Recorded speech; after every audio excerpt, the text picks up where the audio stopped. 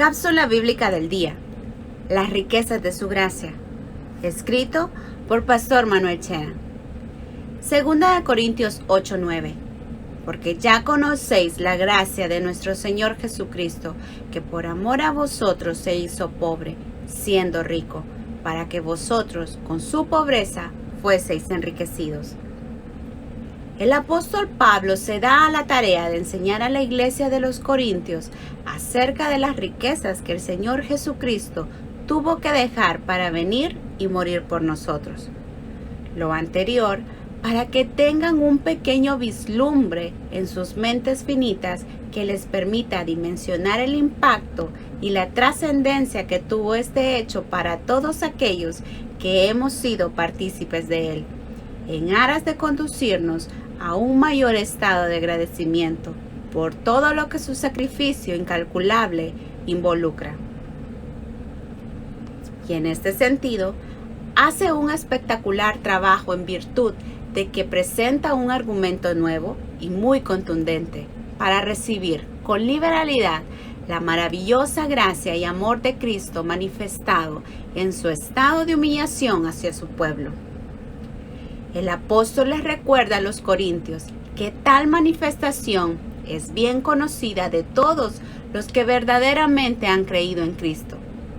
Su inmenso amor, su buena voluntad y su favor son tan evidentes al punto de que no son ni pueden ser ignorados. Pues hay pruebas abrumadoras de ello en su encarnación, sufrimientos y muerte, que no dejan lugar a duda. Pablo continúa su argumento sentando el precedente del Señor en la eternidad. Él afirma que Él hizo su sacrificio sin ningún tipo de necesidad, pues Él era rico. El pasaje lo afirma al decir, siendo rico. Es necesario para nosotros entender a qué se refiere el apóstol con la riqueza de nuestro Señor, en vista de que su riqueza no es como la de este mundo, pues esa es mayor y más trascendente. Él es rico en las perfecciones de su naturaleza divina, teniendo en él la plenitud de la divinidad, es decir, todo lo que tiene el Padre, él también lo tiene.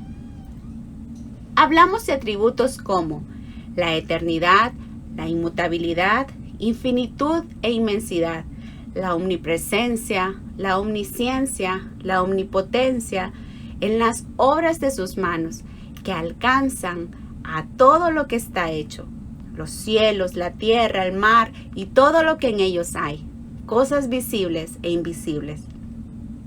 También en su imperio universal y dominio sobre toda criatura, y en esos grandes tributos de gloria que le son debidos. Sus riquezas se derivan de su comunión íntima con las tres personas de la Trinidad y no son comunicables a terceros, fuera de la Trinidad. Tampoco se pueden perder, pues son inherentes a ellos. Es de esas riquezas que se despojó el Señor Jesucristo al venir a la tierra, y no de tesoros materiales, como algunos pensarían al leer estos pasajes. Las cosas espirituales son mucho más valiosas que las cosas físicas y terrenales, porque son de valor incalculable para todas las criaturas. Piensen cuánto pagaría una persona por ser eterna, por ser un espíritu indestructible y no sujeto a la corrupción de este mundo. Sin duda, daríamos todo lo que tenemos por algo así.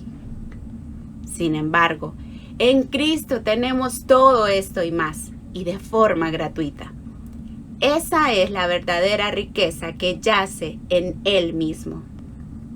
No obstante, la Escritura nos muestra que Él se despojó de estas cosas para venir a la tierra y servirnos. El apóstol continúa con su caso y ahora nos habla de su estado post-riqueza. El pasaje nos dice, a vosotros se hizo pobre. Al ver esto, no deberíamos pensar en pobre desde una perspectiva terrenal. Pensar en una persona indigente y marginal, vestida en harapos, maloliente y mendigando en las calles. Esa es una presuposición de nuestro conocimiento previo, influenciado por nuestra cultura. Leemos la palabra pobre y eso es lo primero que se nos viene a la mente. Cuando la Escritura nos dice que Él se hizo pobre, no se refiere a eso.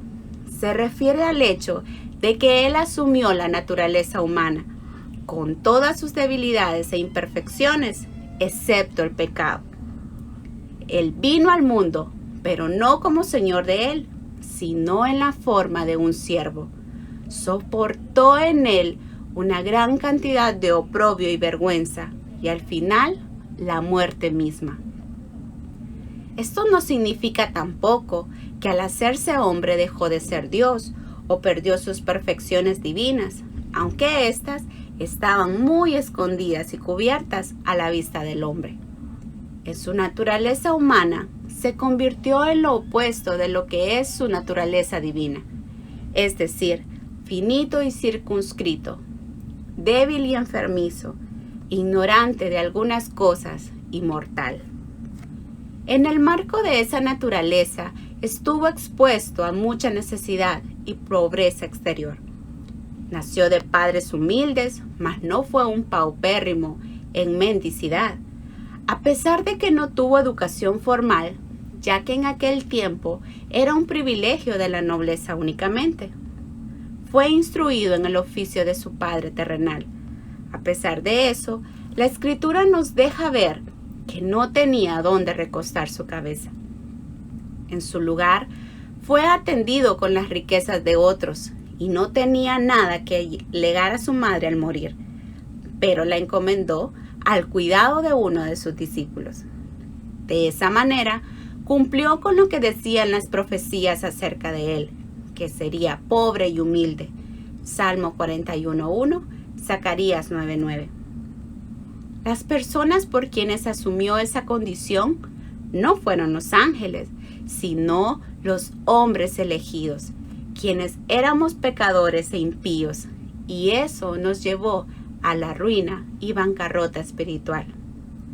Con esto en mente, Pablo nos muestra ahora el fin por el cual se hizo pobre por nosotros, para que vosotros, con su pobreza, fueseis enriquecidos. Esto no es una promesa de que vamos a ser millonarios y no tendremos necesidad de ninguna cosa, como enseñan hoy día los falsos maestros de la prosperidad. Pablo no se está refiriendo a riquezas temporales y perecederas, sino a riquezas eternas. Él hace alusión a que Jesús mismo, por su obediencia, sufrimientos y muerte, en su condición humilde, ha pagado todas nuestras deudas, ha forjado un manto de justicia rico y adornado con joyas con el cual nos viste. Por su sangre y sacrificio nos ha hecho reyes y sacerdotes para Dios. Eso es algo que ninguna fortuna en este mundo sería capaz de pagar. De manera que hemos sido enriquecidos por Él con las gracias de su Espíritu, con las verdades del Evangelio, comparables al oro, la plata y las piedras preciosas. Así como también hemos sido partícipes de Él mismo y de todo lo que tiene, tanto de las riquezas de su gracia aquí, así como de la gloria en el más allá. Y estas sí son comunicables por Él. A pesar de ser inescrutables, son sólidas y sustanciales, satisfactorias, duraderas y para siempre.